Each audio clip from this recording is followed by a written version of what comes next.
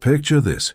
You're walking through the ruins of a medieval castle, and you stumble upon a room filled with strange symbols carved into stone, bloodstains that have somehow survived centuries, and artifacts that make absolutely no sense according to everything we know about medieval life. Welcome to the world of medieval mysteries, where the past refuses to give up its secrets, and where some enigmas are so bizarre, so inexplicable, that they continue to baffle historians, archaeologists, and scientists to this day. Here's the thing about medieval history that they don't teach you in school. For every question we've answered about the Middle Ages, 10 more have emerged from the shadows. These aren't just missing puzzle pieces.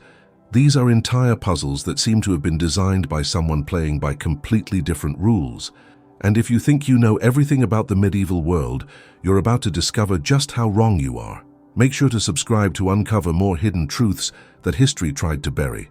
The medieval period wasn't just about knights and castles. It was an era where reality itself seemed more flexible, where the impossible happened with disturbing regularity, and where some events were so strange that modern science still can't explain them. Today, we're diving into the most chilling, most perplexing medieval mysteries that continue to haunt us centuries later. Prepare yourself for a journey into the unknown, because what you're about to hear will make you question everything you thought you knew about the past. The Dancing Plague of 1518 remains one of history's most terrifying mass hysteria events, and here's what makes it truly nightmarish. It wasn't just a few people losing their minds.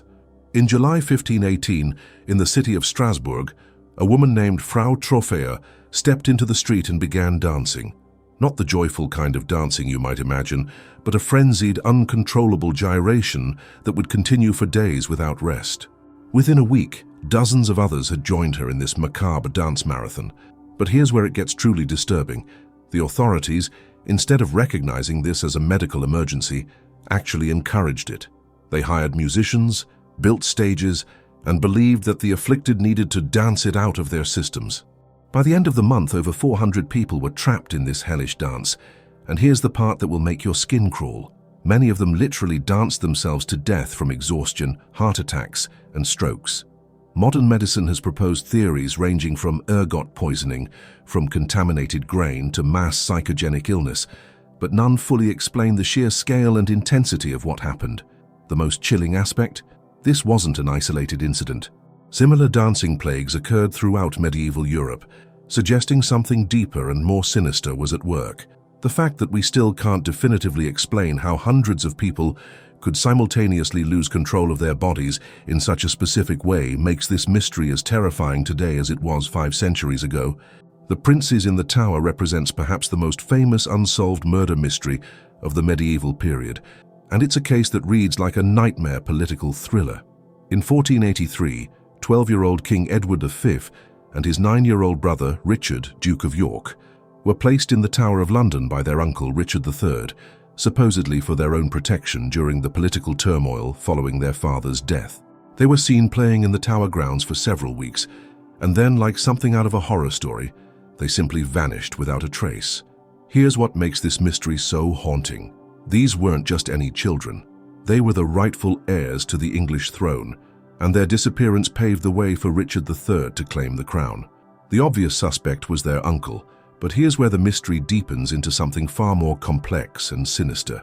Multiple theories have emerged over the centuries, each as plausible and horrifying as the last. Some historians point to Henry Tudor, later Henry VII, who had both motive and opportunity to eliminate the princes before claiming the throne himself. Others suggest the boys were secretly smuggled out of the tower and lived under assumed identities.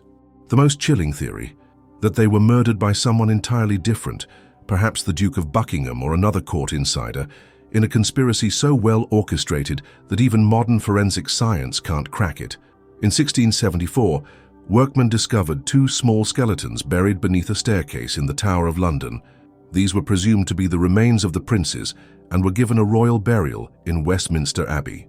However, the royal family has consistently refused to allow DNA testing of these remains, which means we may never know the truth. The fact that this 500-year-old mystery continues to be actively suppressed by the highest levels of British authority makes it even more disturbing. What exactly are they afraid we might discover? The Voynich manuscript is perhaps the most enigmatic book ever created, and it embodies everything that's unsettling about medieval mysteries.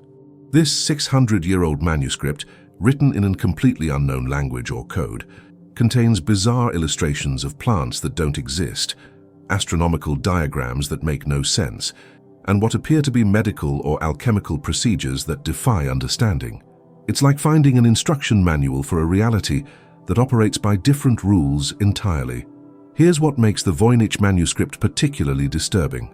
It wasn't created by some mad hermit scribbling in isolation. The quality of the vellum, the sophistication of the illustrations, and the sheer volume of work involved suggest this was a serious, expensive undertaking. Someone invested enormous time, money, and effort into creating this incomprehensible document. But why? And more importantly, what knowledge were they trying to preserve or hide? The manuscript has been subjected to every form of modern analysis imaginable. Linguists, cryptographers, computer scientists, and AI systems have all failed to crack its code.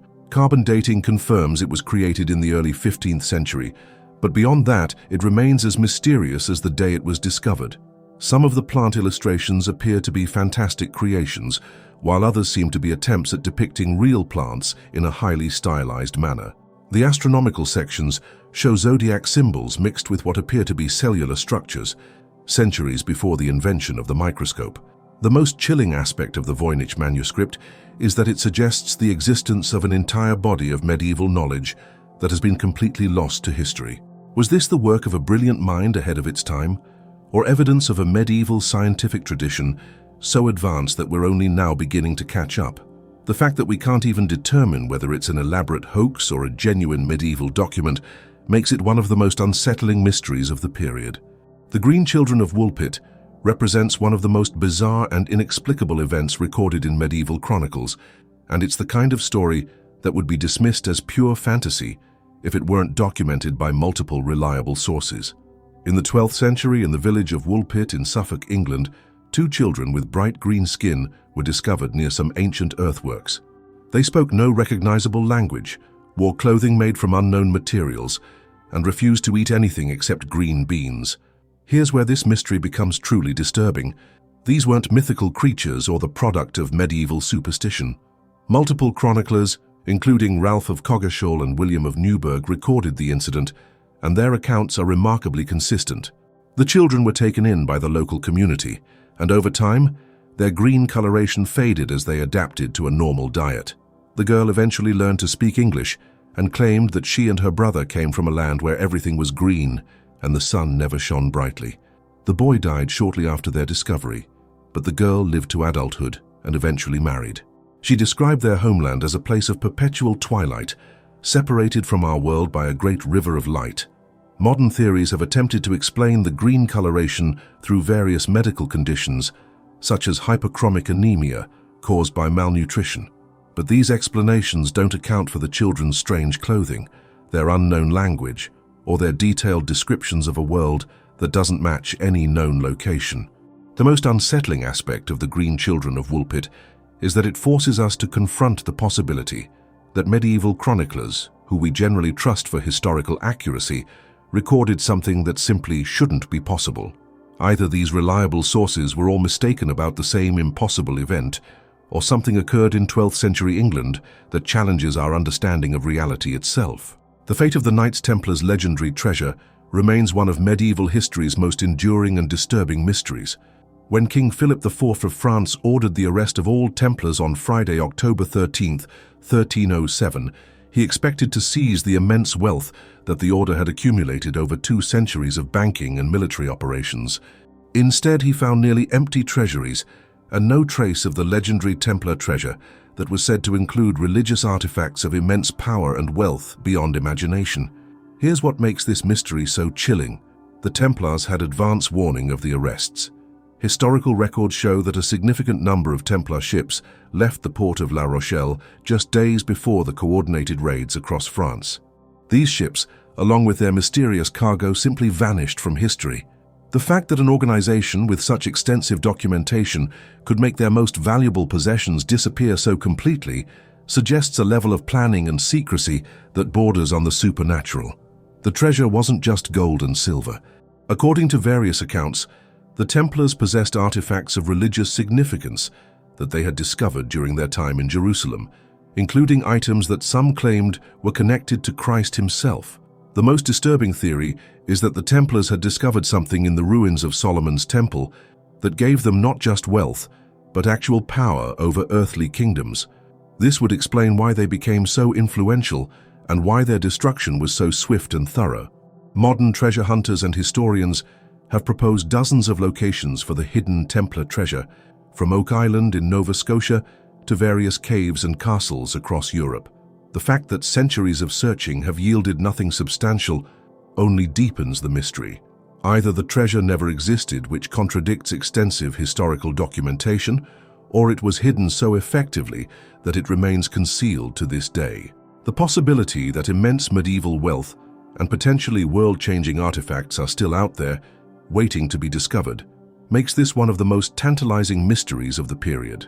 The medieval warming period presents us with a climatic mystery that has profound implications for our understanding of both medieval life and modern climate change. Between roughly 950 and 1250 CE, Europe experienced a period of unusually warm temperatures that allowed for agricultural expansion, population growth, and the establishment of settlements in previously uninhabitable regions.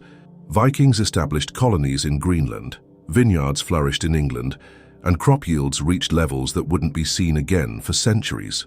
But here's where this mystery becomes truly puzzling. The warming occurred without any of the industrial emissions that we associate with climate change today. Medieval people had no fossil fuel industries, no massive deforestation projects, and no industrial agriculture. Yet somehow global temperatures rose to levels that rival or exceed those of our current warming period.